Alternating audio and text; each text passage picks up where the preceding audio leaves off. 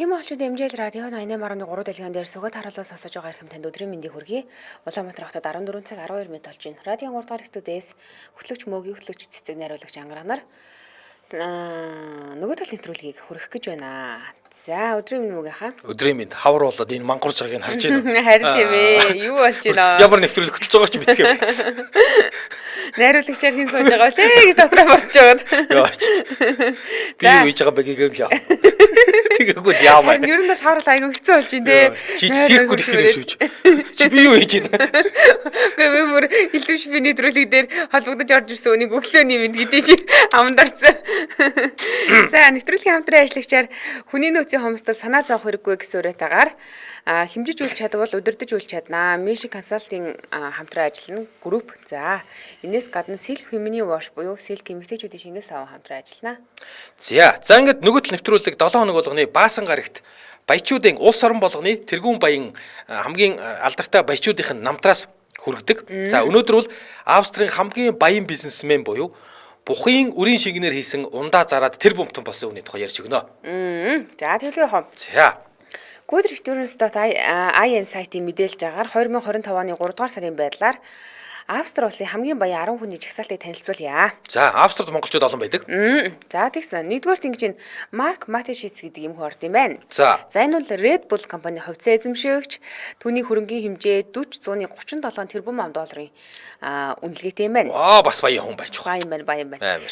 За хоёрдугаар байранд Georg Stoff гэдэг юм хүн ордог. Барилга үйл хөдлөлийн бизнес эрхлэгч хүн 10.75 тэрбумын хөрөнгөтэйгээр хоёрдугаар байранд жигсэж байна. Энэ хоёрын хооронд ямар огцом унж ийнэ тий. 40-с шууд 10 руу 30 тэрбумын зүрх байна шүү дээ тий. За 3 дугаар байранд Jochen Graf гэдэг энэ хүн ордог бол юу хийдгийг гэхээр казиногийн бизнес эрхлэгч юм байна. За 983 тэрбум $-ын хөрөгтэй бол дөрөвдүгээрт Helmut Zommen гэдэг энэ хүн бол тээвэр зуурч логистикийн бизнес эрхэлдэг. Тэгээ 494 тэрбум $-ын хөрөнгөтэй. За 5 дугаар байранд Ronald Greiger гэдэг юм хүн ордог. Гоо сайхны бүтээгдэхүүний бизнес эрхлэгч гинэ энэ хүн. Тэгээ 344 тэрбум $-ын үнэлгээтэй юм байна.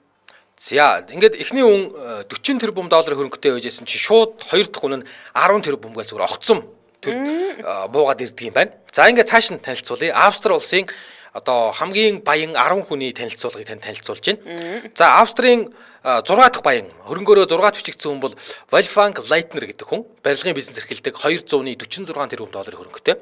За 7-т нь болохоор Toto Wolff гэж хүн байна. Спортын хөрөнгө оруулагч 177 тэрбум $-ын хөрөнгөтэй.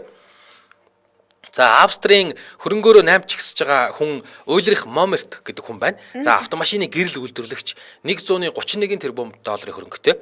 За ингээд Австрийн 9 дахь баян болохоор René Benko. За үйл хөдлөлийн бизнес эрхэлдэг 1.3 тэрбум $. За 10-т нь Австрийн 10 дахь баян бол Michael Teuner гэдэг хүн. Хөрөнгө оруулалтын бизнес эрхлэгч 1.3 тэрбум $-ын хөрөнгөтэй. Тэгээ нэгдүгээр байранд 10 дугаар байранд байгаа хүмүүсийн зүрх асар их юм байна шүү дээ. Нэгдүгээр байранд 40.37-оор тэргүүлжсэн бол 10 дугаар байранд 1.3 тэрбум гэр нэлийн зүрхтэй юм байна. За тэгэхээр энэ 10 хүнээс буюу хамгийн баян 10 хүний жагсаалтаас Австри улсын хамгийн баян хүн Марк Матешиц гэдэг энэ хүнийг битээр өнөөдөр танилцуулнаа. За Марк Детрих Матешиц гэдэг энэ хүн 1992 оны 5 дугаар сарын 7-нд төрсөн залуухан. 1992 оны залуу шүү дээ. Тийм бэ. За 33 нас хүрнэ гэсэн үг. Тэгээд Австрийн хамгийн баян хүн. Өөчтэй яадаг сайхан. За яагаад юм баян байгааг 43 хүрээд ахтвч авахгүй байх. Яа станер. Амьдрал нэрээ тий. За яагаад 33 наснда Австрийн баян хүмүүсийг тэргүүлэх болсон гэсэн. Түүний аав Детрих Матешиц гэдэг хүн байт юм байна л да. Энэ бол Red Bull энерги ундааны компаниг үүсгэн байгуулагч захирал нь байсан хүн. Тэгээ 2022 онд нас оржээ. 78 наснда. Ингээд нас орохдоо 30 настай Red Bull 30 наснда юу яцсан хүн энэ бизнесийг нүүлж авч байгаа. Тэгэхээр ингээд шууд баян болчихж байгаа гэсэн үг. Тэгээд энэ Red Bull гэдэг компани 49% буюу 26.9 тэрбум $-ын үнэлгээг өвлж авсан байгаа байхгүй юу? Ингээд тийм хувьцаа. Тэгэл ингээд дээшгээрээс өссөн гэсэн үг. Тэгсэн за Австрийн хамгийн баян хүн бид юм байж. Тэгээ ингээд өв залгамжилж байгаагаар өрсөө дэлхийн тэрбумтнуудын жагсаалтын 37 дугаар байрны шууд огцом орж ирсэн гэж хэлж болно л доо. Тийм тэгэхээр энэ хүн өөрөө ямар ч тийм босгосон бизнес байхгүй, бизнес хийгээгүй, шууд компани өвлөж авангуудаа баян болсон юм. Хоёрдугаар үеийн захирал гэж хэлж болно. За нэг ясандаа манайхаар бол цагаан гартай гэдэг шүү дээ, тий. Ийм хүн юм байна. 92 он төрсэн залуу ингээд баян одоо гэдэг дайггүй царайлаг юм байна. Юм өвлж авч яхад энэ нэг хүн гээл хаврын тий мангорц гэж хэлдэг. Цаан чи танаа үеийнхэн бизнес өвлж аваад байна. Яаж ч царайлагч юм биш үү? Шүсээ гажуулаад. Өөрөө чиг аврын ядаргаад орсон гэдэг. Баян залуу хараа шүсээ гажуулаад ээждэг. За тэгсэн ингээд зүг зүгээр юу ч хийхгүй байж байгаа л гинтхэн тэр бомтон болцсон тий. Гоё баян аавын хүү. Тэгсэн аавынх нь намтрыг харлаа. За энэ залуугийн аав буюу одоо тэр Red Bull-ыг үүсгэн байгуулсан Dietrich Mateschitz гэдэг хүн бол гэрэлж байгаагүй. Тийм үү? Тий, гэрэлж байгаагүй сонин. Тэгэхэд аав хоёр нь буюу одоо саяны тэр баян ааваас мөнгө өвлж авсан гэдэг нь шүү дээ. Red Bull-ийн тэр залуучин болохоор аав хоёр нь 90-ад оны орчимд 2 жил хэртээ зүгээр л үерхэж байгаа тэгээ салцсан юм байна. Салгахдаа тий аав нь өөр хүнтэй амьдраад явцсан буюу одоо энэ Red Bull-ыг үүсгэн байгуулсан хүн нь өөр хүнтэй амьдраад явцсан. Ээж хоёр нь салах үед одоо энэ баян залуугийн ээж нь буюу Анита Герхардер гэдэг энэ эмэгтэй жирэмсэн хоцорсон юм байна. Тий тэгээд өөрөө бол хүүгээ ганцаараа өсгсөн. Тэгээд өөрийнхөө овгоор овоглоод тэгээ ингээ хүүгээ өөрийнхөө овгоор овоглоод ээжтэйгээ буюу өртөлгөөсөн эмэгтэй байж өсгсөн юм байна. За тэгээд хэдэн настай аавтайгаа ингээд уулзж муулаа сөрхий болсон юм бол? Харин ер нь бол яг Европод бол одоо гэдэг харьцангуй ингээ салтыг аюу гайг хүлээж авдаг шүү дээ. Ингээ тий салаал бие биендээ ингээ орж гараад хүүхдүүдэд өсгөлцөд явдаг. Тий ийм байдаг. Тэгэнгუთ энэ эмэгтэй бол ямар ч байсан яасан мэдэхгүй яаж игээд хүүгээ ганцаараа өсгсөн. Харин Марк Mateschitz Австрийн Зальцбург хотод дунд сургуульд сураад дараа нь Зальцбургийн их сургууль бизнесийн удирдлагаар суралц төгссөн. Тийм тэгээд одоо өнөөдрийн тэр нөгөө баян гэдэг байгаа 92 онд төрсэн залуу бага нас нь хувийн амьдрал нь хизээ аавтайгаа уулзсан тий хизээ яг ингээд өөрийнх нь хүүхэд өөрийнх нь аав эсвэл нэг нь аавыгаа нэг нь хүүгээ яг хүлээн зөвшөөрч өв залгамжлагч болсон мэдээлүүд нь тодорхой байхгүй. Ямар сони тий. Тэгээд энэ Mateschitz гэдэг одоо аав нь бол юу гэдэг ингээд нас барахтаа харин аав нь айгуу сонь нас барахтаа за энэ хүн бол одоо юу гэдэг одоо тэр хүний хүүхэд мөө гэгрэсэл дээр энэ хүүхэд мөө тиймээс аавынх нь эзэмсэж байсан бүх хувьцааг нь энэ хүүхэд энэ залуу аавнаа гэд одоо өмгөөлөгчд нь нас барсныхын дараа гаргаад ирсэн байлээ. Бас л сони тий багтаа нөгөө аавтайгаа өсөөгөөж гів гинт нэг ийм их мөнгө ийм их компани хувьцаа өвлөд авч гарч явах эвгүй байсан болов. Харин сонирхлээ тий. За тэгсэн ер нь бол ингээд нэг тийм үнсгэлжин хэлж болохоор л залуу шиг санагдаад байгаа байхгүй юу? Яагаад гэдгсэн одоо ингээд нөгөө нас барахтаа түн ингээ 26.9 тэрбум $. Өгсөн байж тээ тий. За тэгвэл энэ мөнгийг өгсөн аав нь яг ямар хүн байсан юм бэ гэдэг талаар нэвтрүүлгийн хамтран ажиллагчаа танилцуулчаад тэгээд үргэлжлүүлье хэдүүлээ. За хүний нөөцийн хомсдол санаа зовох хэрэггүй гэсэн уриатайгаар Mesh Consulting хамтран ажиллаж байгаа. За одоо компаниудын хамгийн хүндрэлтэй асуудал бол хүний нөөцийн хомсдол болсон. За ялангуяа компаниудад санхүүгийн ажилтнуудын хэрэгцээ их болсон байгаа.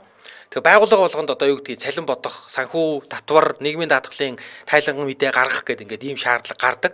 За тэгснэ заримдаа том компаниуд бол өөрийн гэсэн санхүүгийн албатай, одоо өөрийн гэсэн бүтэн цагийн няботой байж болно.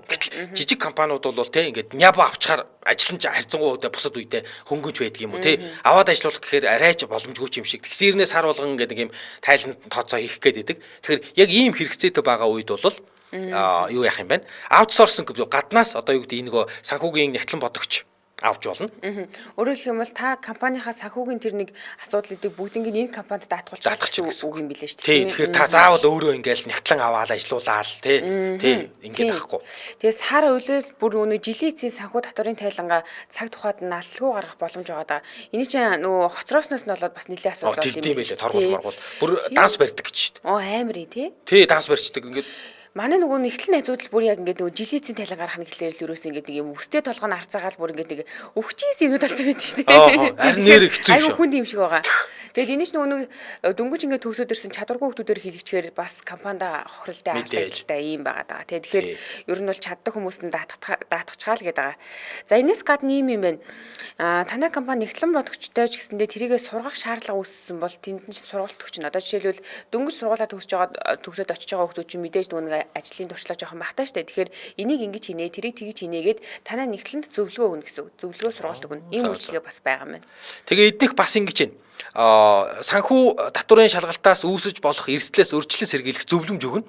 Одоо байгууллагуудад тий татвараа буруу төлсөн эсвэл төлөөгүйгээс болоод ямар одоо юу гэдгийг юу болох вэ, юу болж эрсдэл гарч болох вэ гэдгийг танд зөвлөж өгөх нь байна. Тэгээ шийдлийг зааж өгнө. Танах компани ингээд татвараа ингээд төлчих вэ гэдэг.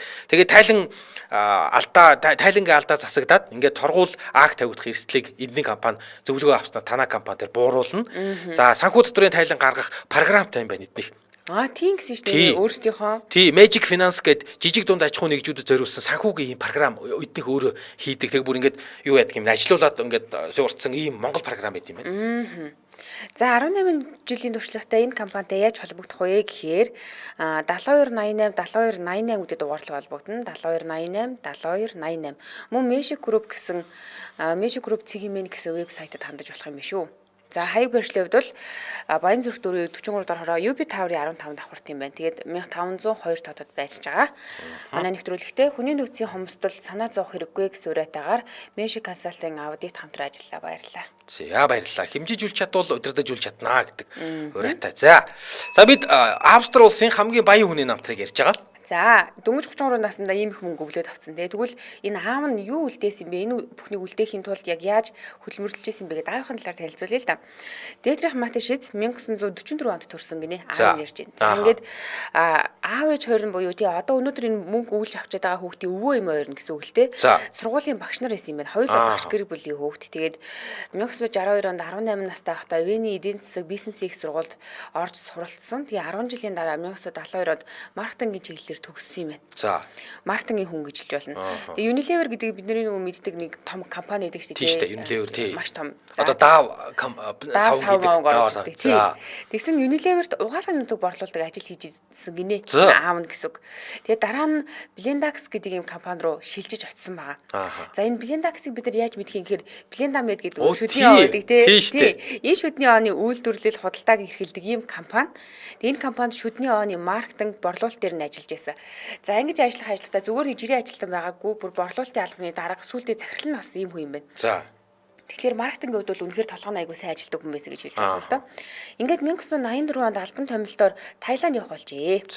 За ингээд Таиландд онгоцноос буугаад ингээд шууд бууд руугаа явсан юм байна. Тэгээ ингээд очингуудаа нэг харилцагчтай уулзах хэрэгтэй байсан. Гэхдээ ингээд нөгөө жоохон ядарсан байгаа учраас цаг хэмнэх үүднээс шууд нөгөө буудлын лобби буюу доод хүлээлгийн танхимда тэр хүнтэйгээ уулзсан гинэ.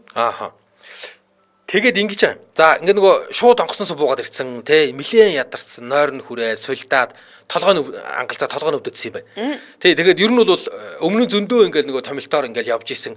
Тэг өөрөө ч гэсэн ингэдэггүй юм доо яасан юм бол цагийн зөрүүнээс болоод ингээд амарч чадахгүй өмнө ч гэсэн ингээд цагийн зөрүүн тэг бүсэд явж ил байсан да гэд тэгээ нөгөө уулзж байгаа хүнд уучлаарай би ингээд жоон толгой өвдөөд ядраад нойр хүрээд байна. Энэ цагийн зөрүүг харахгүй байх шиг байна гэд ярьсан юм байна. Тэгсэн нөгөө уулзсан харилцагч уулзсан хүн нь болохоор тийм үү та энийг уугаад үзэхгүй юу нэг юм ундаа өгчээ. Тэгээд нөгөө ундаа нь ингээ харсан чинь Krating Dying гэдэг ийм ундаа байна гинэ. Тэгэхээр тэгээд юмч бодлого заа гээл тэгээд нэг өгсөн нэг ширхэг ундааг нь уучжээ. Тэгэл уусан чил ерөөсөл дорхноол цагийн зөрүүн алга улсан юм уу? Нойр нь хурж исэн зүгээр болоод нөгөө олон цагийн нислэгийн ядаргаа толгой нь өвдөх нь алга болоод бүр амар ирч хүчтэй янзын гой болчих гин. Тий тэгэнгүүт л та ч надад тэр нь юу өгчвөө тий юугээ чи юм өгчвөө чи доо. Ханаас ямар чи тийм гаргаад вэ? Гэт асуусан юм энд яадаг ундаа байна чи нөгөө толгой өвчжсэн гайгүй болчлоо бүр ингээд сэргээд сайхан болчлоо гэсэн чинь оо манай компани үйлдвэрлэдэг юм аа одоо энерги ундаа гэж нэрлэе да. Ер нь бол ийм energy drink гэж хэлсэн юм байна. Одоо манайха energy drink. Тэгсэн чинь энэ харилцагч болохоор Чалио Явитхия гэдэг ийм 60 гарсан нөхөр байжээ Таиланд. Тэгсэн Krating Dying гэдэг ийм газгүй energy drink үйлдвэрлээд тэгээ тухайн бүс нутагтаа л Таиландынхаа тэр хавьдаа зардаг. Бас тэр хүнтэй хөөхөн ингээд тэрийгэ зараад хөлжцөн дайжгүй. Ийм гэхдээ яг ингээд том бизнес болгоогүй. Нэг тийм зүгээр нэг баг бүс нутагтаа л юм шүү дээ. Тэр хүн бүс нутагтаа нэг ийм том хон шиг ундааны цек гэдэг шиг нөхөр байсан ч юм. Тэгээд бараг гэр бүлийн бизнес гэдэг шиг тэр хүн тэндээ тийм л юм байна. За тэгсэн Ер нь бол энэ нөгөө энерги ундаа гэдэг зүйл бол анх 1860-аад оны үед бий болсон зүйл гэдэг юм байна л да. Тэгээд хамгийн анхны ундааг хямдхан бордоо дарс, бренди, чихрийн сироп, коко навчны ханд зэрэгээр ингээ хийдэг байсан юм байна. За. Тэгээ энэ ундаа нь 100 мл шингэнд 21 мл кокаин агуулдаг байсан. Айгүй өндөр агууламжтай байсан юм шүү дээ. 121 гэдэг чинь айгүй өндөрсэн байгаа. Тэгсэн чинь нөгөө бидний сайн мэддэг Coca-Cola-г үндэслэгч John Pemberton гэдэг хүн энерги ундааны өөр нэг хөлбрийг ер нь бол бий болгоё гэж бодож байгаа. Тэгээ алкогольгүй болгож хөгжүүлсэн юм байна. За. Гэхдээ алкогольгүй болгохдоо кола гэдэг самрын ханд нэмсэн оронд нь энэ ч өмнө болохоор нэг бордоо дарс ашигладаг бренди эдэргээд алкогол байгаад байгаас тийм. Эдрийг нь хасангуудаа кола гэдэг самрын ханд нэмсэн гэсэн. За үүнээс хойш баг бүх энерги ундаа алкогольгүй болсон. Тэгээд 1960-аад онд Японы энержи дринкүүд Азийн зах зээл дээр гарч ирээд ер нь бол ингээ байлдан дагуулаад шууруулаад гэсэн үе юм байна. За. За тэгсэн чинь Япончуудад ингээд нэг ажиллах хүч олдохгүй учраас тэр юм эсвэл хямдхан ажиллах хүч авах шалтгаанаар Таиландд салбараа нээжээ. Одоо чи ингээд ингээл бүүн болоод байна шүү дээ. Байлдан дагуулад байна. Тэнгүүд нь Таиланд руу яваа салбар байгуулсан чинь Таиландын зах зээл ч гэсэндээ нөгөө нэг энержи дринкийг дэрийгээр ерөнхийдөө Таиландын салбарыг гэсэн эзлээд исэн юм байна. Хүн болгол хэрэглээд байна гэсэн үг шүү дээ. Маш их борлуулалтай. За энийг нь ажиглаж исэн Таиландын бизнесмэнүүд яасан гэхээр хажуунаас ингээ харж агаад за ер нь л энэ бүтээгдэхүүнийг бид нар дуурайлгаж хий да. Энэ айгүй өндөр борлуулалтай байгаа гэдэг гэж анзаарсан юм шиг байгаа. Тэнгүүтээ Японоос оруулж ирдгээс бүр илүү хямдханаар үйлдвэрлэж эхэлсэн. Таиландууд өөрсдөө гэсэн. Тэгэхээр түрүүний нөгөө нэг лобби танилцсан хүн ч өөрөө Таиландын энержи дринк хийдэг хүн байсан шүү дээ. Тийм байна. За энэ үед Хайнанаас Таиландд ирж суурьсан хятадын цагаач гэр бүлээс гаралтай 45 настай Чалио Явитхи гэдэг энэ хүн болохоор Бангкок хотод ийм жижигхэн ими сантай байсан юм байна. За. Ер нь Coca-Cola эдэртэй оролцдог хүмүүс дандаа л ими сантай байна. Харин ими сантай ими санчнаар л байна. Pepsi team энэ юу энерги ундаа бас team юм биш. Тийм байна. Тий. За ими сантай байсан. Ингээд өөрөө үйлдвэрлэгч болохоор шитгэл шулууц ингэнэ. За ер нь л би үйлдвэрлэе гэдэг. Тэгээд TC Pharmaceuticals гэдэг ийм нэртэй компаниг үүсгэн байгуулад төрөл бүрийн тоос шампунь, шүдний ог гэх мэтчлийг үйлдвэрлэж исэн юм байна. Тэнгүүтээ дээрээс нэмээд яг нөгөө нэгэн л ботцсон сансан байгаа юм чи Японы энержи дринк ундаануудыг ууж үзээд таалагдсан байсан учраас үйлдвэрлэхээр шийдсэн. Тэгээ ингээд нөгөө ялгаатай нь юу байсан гэхээр Японы энержи дринкийг ууж үзсэн боловч ингээд нэг зүйл ингээд дутуу санагдаад исэн гинэ. Нэг л юм гоё юм байхгүй. Одоо манайхан нэг тийм жасэсэн ч гэдэг юм уу тийм нэг дутагдаад ингэж ярьдаг шүү дээ. Тэгээд Таиланд маягийн амт оруулнаа гэд жорыг нь ботсон юм байна. Тэгээ баг зэрэг өөрчлөнгүүтээ илүү чихэрлэг болгоод худалдаанд гаргасан нь энэ каратин дайн гэдэг энэ энерги ундаа байжээ. Тийм тэгэхээр одоо энийг үйлдвэрлээд тухайн бүс нутагтаа тий ойр тойромдоо ингээд зардаг байсан ийм үйлдвэрлэгч гэсэн үг. Тэгээд энэ каратин дайн гэдэг нь тай хэлээр улаан бух гэсэн үг юм байна. Ухаа тийм үү. Яг нөгөө логон дээр байдаг шүү дээ тий. Яг бүлийн Red Bull-ийн. Тийм. Тэгээ энэ логогоо бүтээхдээ цаана нарны цацрагийн зураг тавиад наан нүрсэлж байгаа хоёр бух дүрсэлсэн байдаг юм байна. За. Тийм. Та энэ Таиландыг нууж үзээгүй юу? Үгүй. Үзээгүй юу? Гэхдээ би энержи дринк ууж чаддгүй маа. Тийм үү? Тий. Би Red Bull энэ Таиланд хоёрыг хоёуланг л ууж үзчихсэн юм. Би уух гэж үзсэн. Тэгээд нэг гоё биш юм лээ. Тэгээд энэ Чалио Явитхия гэдэг энэ хүн маркетингийн сурчлагаа их мөнгө авахгүй байсан юм л өөрөө. Тэгээд чи өөрөө нэг юм жижиг имийн сантай тэгээ ингээ нэг юм ойр зүрийн юм үйлдвэрлэгч байсан. Тэгэн гут тосгоны тариалангийн ажилчид за ингээд хот хоорондын ачааны машины жолооч нарт илүү нөгөө хүнд хүчээр ажил хийдэг, ядардаг тий. Тэгээ сэргэх шаардлагатай учраас өөрийнхөө энержи дринкийг тайлбарлаад амсуулж үзүүлдэг байсан юм байна. Тийм тэгээд өөр ингээ хүмүүст би ийм ундаа байгаа маа та ядраад байвал ууж үзээрэй гэдэг ингээд амсуулдаг байсан. За тэгсэн ууж үзсэн хүмүүст нь бол ундаанд таалагдаад байдаг. Тий тэгээд тосгоны тариачд ундааных нь шошхыг хараад за энэ ундаанд бол бухын үрийн шингээ хийсэн байна. Тийм болохоор ийм ирч хүчтэй энэ ундааг уухаар л ийм юм байна гэд ингээд хоорондоо яриад цуурхаад исэн гинэ.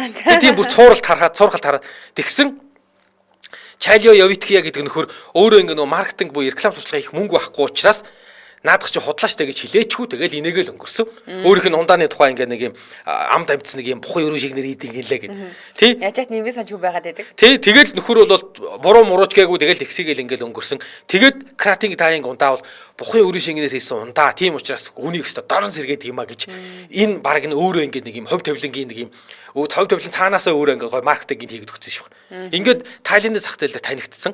Тэгсэн Krating Daing ундаа 15 жилийн турш зарагдаад TC Pharmaceuticals-ийн одоо зах зээл дээр нилээд гялзуулж энэ компаниг л овоо хөрөнгөжүүлж өгсөн. Тэгээд энэ бизнесийг хайж байгаагаар Чалио Явидхия бас Тайландд Европын шүдний худалдаалахыг хүсээд дистрибьютор болохоор ажиллаж эхэлсэн юм байна. За ингээд 84 онд түүнтэй уулзаад Тайландд дистрибьютор болохоор Blendax Blendamedийг зардаг штэ. Тий. Ийм учиртай юм энэ. Тий, тэгэхээр нөгөө Blendax олон улсын маркетинг хариуцсан захирал нь нисж ирсэн нь Dietrich Mateschitz байсан. Тийм байх, тийм. Тий, тэгэхээр тэр үед Dietrich Mateschitz бол өстөө ямар ч одоо тэр ундаа мундаатай түүч хамаагүй. Зүгээр л нэг нь ундаа хийдэг. Тэгтээ ундааныхаа хажуугаар нөгөө Европын шүдний зарах гад Европын шүдний худалдаалдаг компанийн юуны худалдааны төлөөлөгчд нь уулзах га нөгөөх нь нисээд ирэнгууд нь ундаагаа өгсөн. Бас л нөгөө нэг 15 жил ингээд энэ зарагдаад нэлээ орлоготой болсон учраас тийшээгээ явах нь ер нь зүйтэй гэж үзсэн учраас энэ хоёр баг хувь тавилангаар шахуу хоорондоо танилцсан хоёр юм байна шүү дээ. Тий, тэгээ санаандгүй ингээд зүгээр уулс нь бол энэ хоёр чинь нэг нь О зарах гад тий, нэг нь О нийлүүлэх гээд уулзсан хоёр шүү дээ. За Dietrich Mateschitz дотроо бодож үзсэн гинэ. За. Маркетингаар дээд сургуульд ингээд 10 жил сурцсан. Тэгээ 12 жил ажилласан юм туршлагатай байгаад байдаг. Одоо 40 настай. Тэгээ ингээд түүнд топ менежерийн цалин Зальцбург хотын захад юм хаус бол байгаа л да. За тэгээд Blendax-тай ажиллаад байхад уг нь бол болно. Гэхдээ дундаж амьдралтай байсараагаа тэтгэврт гарчих юм уу гэж өөрөөс ингээ асуусан байгаа. Тэгээ би энэ амьдралдаа ер нь юу хийж бүтээсэн хүн юм бэ гэд ингээд 40 насны босгон дээр өөрөөсөө асууж үзсэн юм байна л да. Тэгээд ер нь бол ингээд эргээд бодоход ингээд ээлжиний хідэн сар костюмтай за ингээд нэг юм 3 ажил сорьсон гэсэн нэг юм нэрийн хуудас үлдсэн. Тэгээд ийм яг өөрийнх нь сансан чинээнд ийм гоё амьдраагүй юм шиг санагдаад ирсэн юм шиг байгаа. За тэгэнгүүт нь Krating Daing ундааг Европт гаргаж танилцуулбал ер нь яг алах юм байна да. Би эндээс яг бизнесмен болж чадах юм шиг байна да гэсэн юм зүн төрсөн гинэ. Ингээд юу нөгөө Blendax шүдний тий хамаагүй ашигтай хамаагүй том ийм зах зээл харагдаж байна гэж өөрөө боцсон юм байна. Тэгээ Dietrich Mateschitz шууд энэ ер нь их гоё ундаа байна. Хойлоо танаа ундааг Европ руу гаргаж заръя гэдэг саналыг шууд тэр ихний уулзалт нэрээ тавьсан гэж хэлж болно. Тэгээд Чалио Явидхия би энэ дээр яага ингэж байгаа юм бол зөвшөөрсөн байгаа нөгөө талаас. За ингэ хийхдээ энэ хоёр юу гэж хоорондоо тохирсон гэхээр бүх маркетинг гаргах зардлыг чи хариуцаарай буюу нөгөө Тайланд талаасаа хариуцаарай. За хамтарсан компани байгуулчих юм бол биш нөгөө талаасаа шүү. Хин хэлж байгаа Тайланд талаасаа хэлж байгаа бүх маркетингаа чи хариуцаарай гэдэг нь одоо нөгөө шүдний зардаг манай Dietrich хэлж ин гэсэн үг шүү дээ тий. За хамтарсан компани байгуулнаа. Тэгэх юм бол 51-49 шүү. Яагаад гэх юм бол би Krating Daing ундааг зохиосон хүн нэ. Тийм учраас би 51% эзэмшин гэсэн байгаа. За тэгээ энэ саналыг Dietrich гэсэндээ хүлээж авсан. Хүлээж авсан ч гэжтэй ер нь бол бодож үзье гэж хэлжээ тэгээ буцсан юм бэл. Тэгээд Dietrich Mateschitz гэртээ буцаад ирсэн. Нисээд за тэгсэн Тайланд нэг ийм бизнесийн тэний болох юм шиг болохгүй юм шиг яриа хэлцээр хийж ирсэн шүү дээ. Тэгээ компанийн ажлаас гадна хуваараа. Тэгэн гот ер нь л нөгөө Krating Daing гэдэг ундаа гэж ерөөсөө Европын зах зээлд гаргая. Ер нь бол бүтэх юм санагдаад. Тэгэл төхөр шууд бүр амар зоригтой.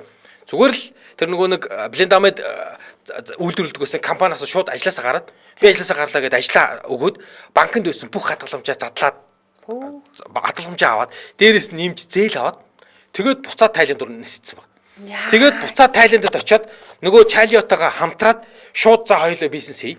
Хамтраад над Krating Daing-ийг чинь Европын зах зээл дээр гаргая гэд хоёулаа хилцээр хийгээд за ингээд Европын зах зээл дээр гаргахаар болсон.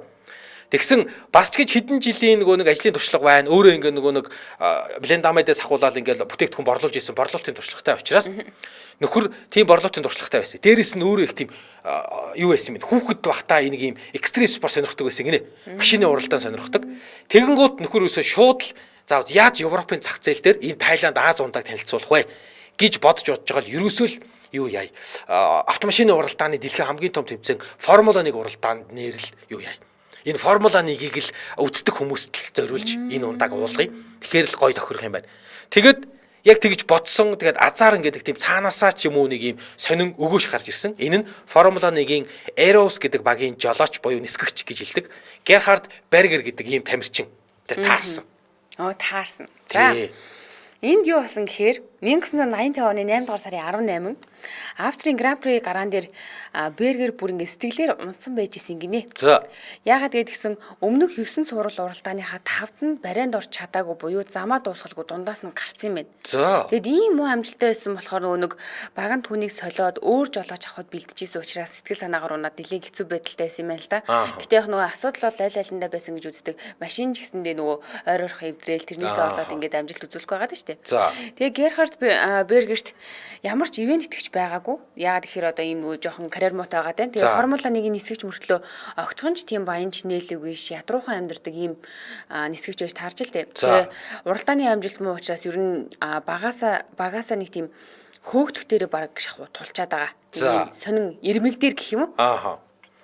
За тэгсэн түүн дээр нэг юм танихгүй өндөр залуу ирж ийн гинэ. За. Би таны ивент итгэж болёо. Хоёулаа хамтарч ажиллая гэдэг санал тавьсан байгаа. За. Тэгэхээр чи аль компани хүн бэ? Надад ямар үн хүс санал болгох гэж байна гэд асуусан юм байна. За. Тэгсэн чинь нөгөө хүн ингэсэн. Одоогор надад ямар ч мөнгө байхгүй.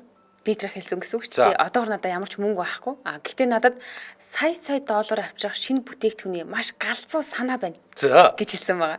Чи хэрвээ манай нүүр царай болоод надтай хамтарчих юм бол хоёулаа ирээдүйд ерөөсөө цүм их гээд байна. Алах гээд байна. Бацах гээд байна. За. За ингэж хэлсэн байгаа. Тэгсэн Герхард Бергер тэгээд улаан мөнгөгүй ээж ивент гэж болоод явах юм уу гэд ингээ инээс юм байна л та тий. Тэгсэн чи ингээд яг одоо бол урьдчилгаа $10,000 өгч болно гэж хэлсэн юм байна. Ааха. За тэгээд ингэж байгаа. Формула 1-ийн нисгэгчтэй одоо жолоочтой ч гэдэг юм уу те. Тэг ингээд багтаа гэрээ ихэд юу яасан 10,000 зүгээр ингээд сая доллароос дээш яригдана. Тэ тэгэн гут $10,000 бол баг тэдний хувьд бол энэ ч доромжлолч ах юм те. Тэгсэн нөгөө нөхөр нь надад $10,000 байгаа гэдэг. Тэгэн гут нөгөө Герхард Бергер нөгөө залуу руу ингээд харсан чинь үнэхээр одоо юу гэдэг вэ ингээд үнэхээр чистглээс яриад байна гинэ.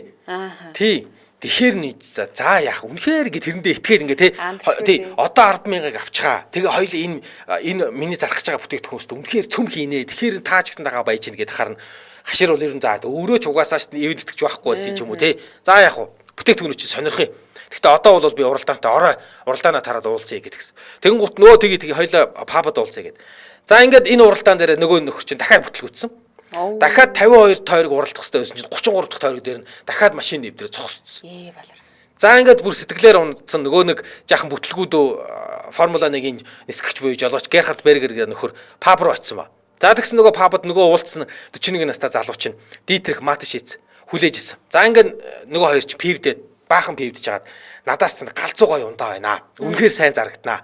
Тэ хэдэн жилийн дараа бол манай ундаа юу яасан Coca-Cola цаашаа болноо.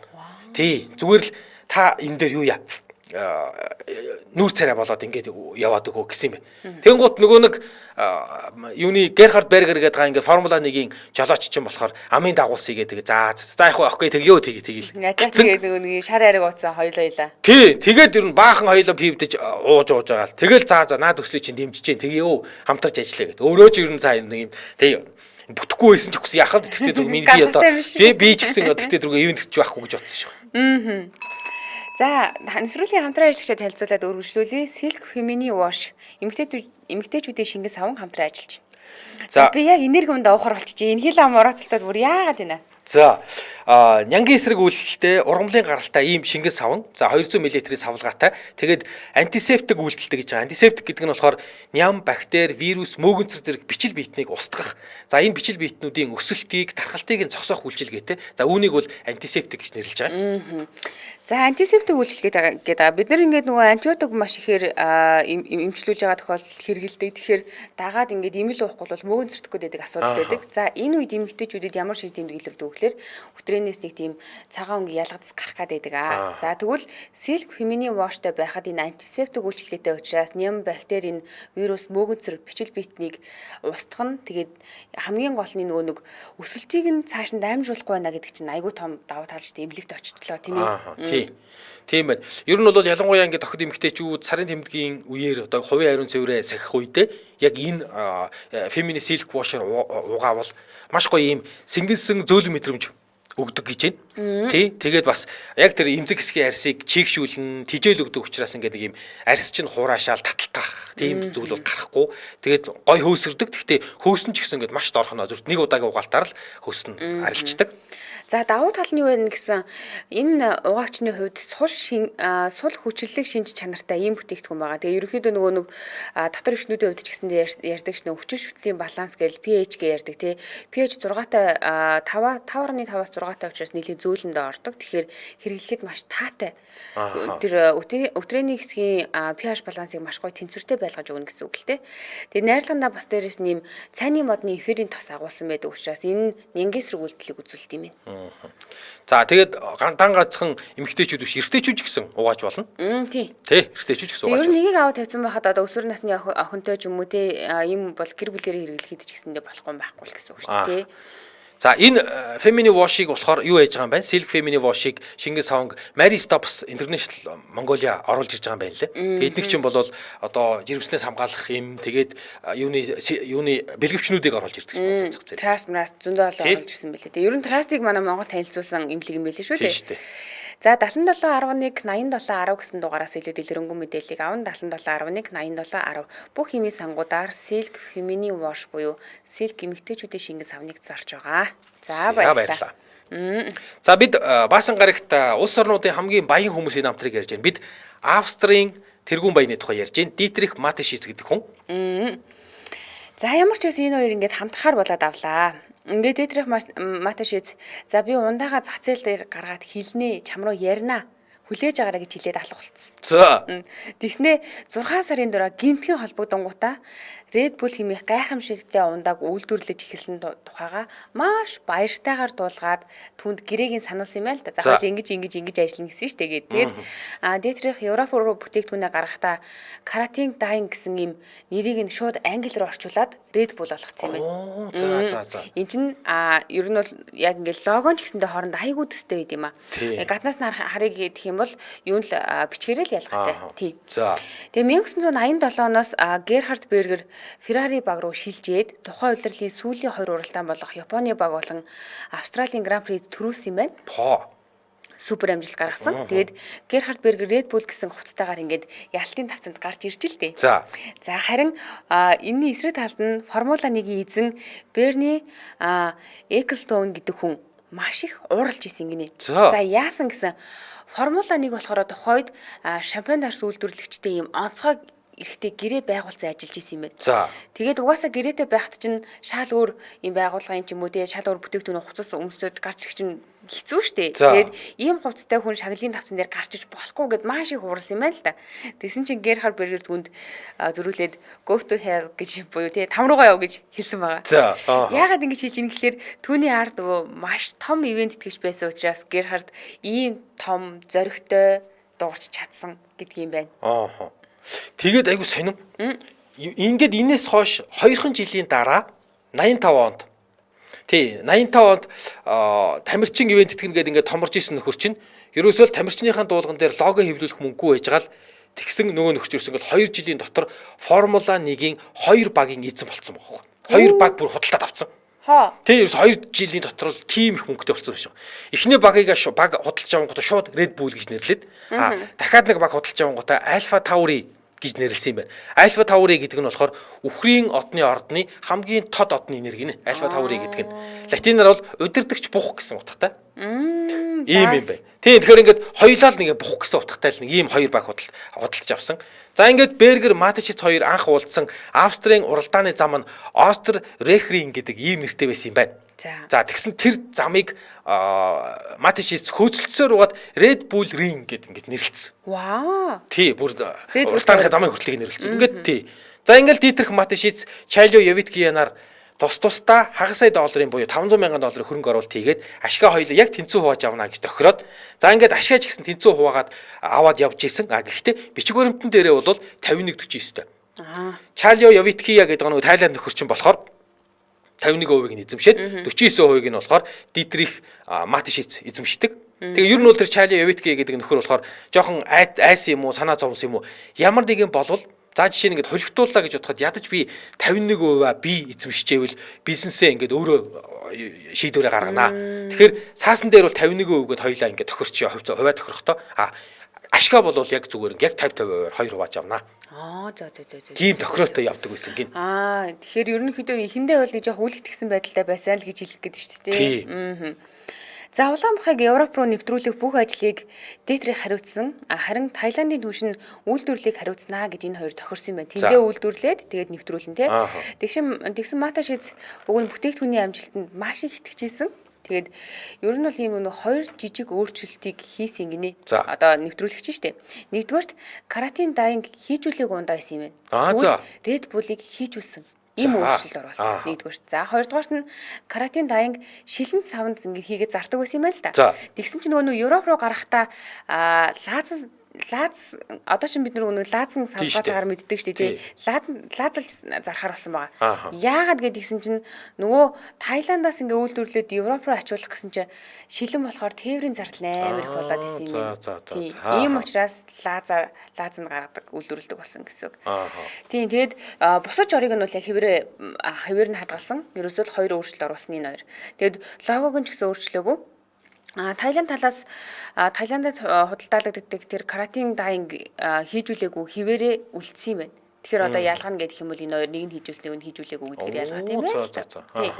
За тэгвэл лаазны загварыг нь Франкфурт дахь зар сурталчилгааны агентлаг ажилуулдаг Дietrichийн дээд сургуулийн найз Йоханнес Кастнер гэдэг хүн гаргаж өгсөн гинэ. За одоо энэ чинь нөгөө нэг манайхан сүүлийн үед брендинг гэж ярьдаг болчиход тийм маш чухал шүү дээ тий. За мөн реклам сурталчилгааны ураа дэвшүүлсэн бөгөөд энэ ураа үг нь одоо өнөө хүртэл өөрчлөгдөөгүй. Юу гэж хэлдэг вэ гэхлээр Red Bull gives you wings. За энийг орчуулах юм бол Red Bull таныг далавчтай болгоно. Энэ юуны хүртэл хിവэр юм бэ? Уран хүртэл хിവэр юм бэ? Тэгээ Маташиз Йоханнес Кастнерт ингээд төлөх мөнгө байхгүй байгаа даа тухайн үед. Жохоо ядуухан байгаа даа. Ийм байсан учраас төлбөрийн хариуд нь агентлагтаа зар сурталчилгааны хідэн цөөхөн бичвэр хийхээр тохиролцсон гинэ энэ хоёр. За ингээд ер нь гэхдээ одоо ингээд уншихад л амархан байгаа болохоос биш ер нь бол Red Bull-ыг зах зээл рүү ингээд Европын зах зээл рүү нэвтрүүлэхэд мэдээж бэрхшээл гарсан үг бол гарсан. Ямар сайндаа л ингээд мөнгөгүй болчоод найзаараа үнгүй юм хийлгэж яах вэ тий? За тэгээд шинэ бүтээгдэхүүнийг зах зээл дээр борлуулах гэсэн чинь юу яасан? Ижил төстэй бүтээгдэхүүн байдгүй. За ингээд Dietrich Mateschitz шаардлагатай одоо бичиг баримт буюу ингээд нөгөө лаборатори шинжилгээг нөгөөд ингээд зөвшөөрлийг нь хөөцөлцөөр угаад баг 2 жил болсон гэх. За. Тий. Тэгээд Австрид арай гэж зарах зөвшөөрөл аваад Австрид зарж эхэлсэн. Дараа нь Франц руу, Герман руу, Их Британи руу тэгээд Америк нэгдсэн улсууд зах зээл рүү орсон. Гэхдээ орох гэж бол бас л олон жилийг зарцуулсан. Тий. Тэгээд нэг сони юм нь Австрид энэ ундаага нээлттэй хийхээс өмнө Mateschitz энэ төслийг одоо юу гэдэг мэрэгжлийн хүмүүстээр эхлээд туршсан юм байна. Ундаага оруулж ирээд ингээд Австрийн зах зээл дээр оруулж ирэх гэдэг нь шүү дээ. Тэхийн тулд маркетингийн компанид бүр хөлслөөд нэлээд алдартай олон улсын маркетингийн Ogilvy гэдэг компани хөлслөөд за ингээд нөгөө нэг Red Bull-ич хүмүүст эхлээд австричуудад уулгаад тэгээд судалгааг хийсэн юм байна. Тэгсэн чинь судалгааныхаа нэр юу гэж гарсан гэсэн чинь энэ Red Bull гэдэг ундаа бол өнгө цус нь муухай, нэр нь шал тэнэг, улаан бух. Тэгээд ямар ч муухай амттай юм дээ онцгүй юм байна. Гэт тэгээ нөгөө маркетингийн компани судалгаагаа хийхдээ судалгааныхаа хариуг өгөхдөө таны энэ бүтээгдэхүүн зах зээл дээр бол таниулах ямар ч боломж байхгүй энэ бол үнэхээр зарагдахгүй яана гэж судалгааны хариу гаргаж өгсөн. Тэгээ зүгээр нөгөө Mateschitz чинь зүгээр харин сүүлмж гиснэ гээд Европод тэгж хэлдэг шүү дээ. Одоо бид нар бол бүр ингээд те ухаан алтхаа шахсан гэдэг чинь Европод бол зүгээр хөл дээрөөс өмнө хөл доор байсан газар мөн ингээд мултраад алга болцсон. Үнэхээр шок байсан. Амар нэг газар дайвалзаа явчихна л гэдэг шүү дээ. Ийм л юм шиг гоо. Тэгээ тийм болж исэн. Тэгээ тэгж ер нь хэцүү байсан. За гэхдээ болоод ухрахад бол хитрхи оройтсон байсан. Хам мөнгө хөрөнгөө хийцэн, хоёр бизнесээ нийлээд $1 сая хөрөнгө оруулсан шүү дээ. Тэгээ тэр нь одоо байсан бүх хөрөнгөн дээр нэмээд ядчихсан зээл авсан мөнгө. Тийм учраас ерөөсөө ухрах боломж байхгүй. Бас бүтээгдэхүүний аль хэдийн үйлдвэрлээд эхэлчихсэн. Зах зээл нэвтрүүлэх хүсэл бичиг баримт шинжилгээтэйгээ нэгээд нийлээд 3 жилийн одоо юу хугацаагаа энэ зүйл зарцуулж штэ. За энэ үед Mateschitz ганц л ямиг олж харсан гинэ. За Европчууд яг Азиучийг ингэж өглөөнөөс орой болтол сунж унтлаа ажилддаг юм байна. За. Тэдэнд энерги ундаа ер нь яг ямар хэрэгтэй юм бэ?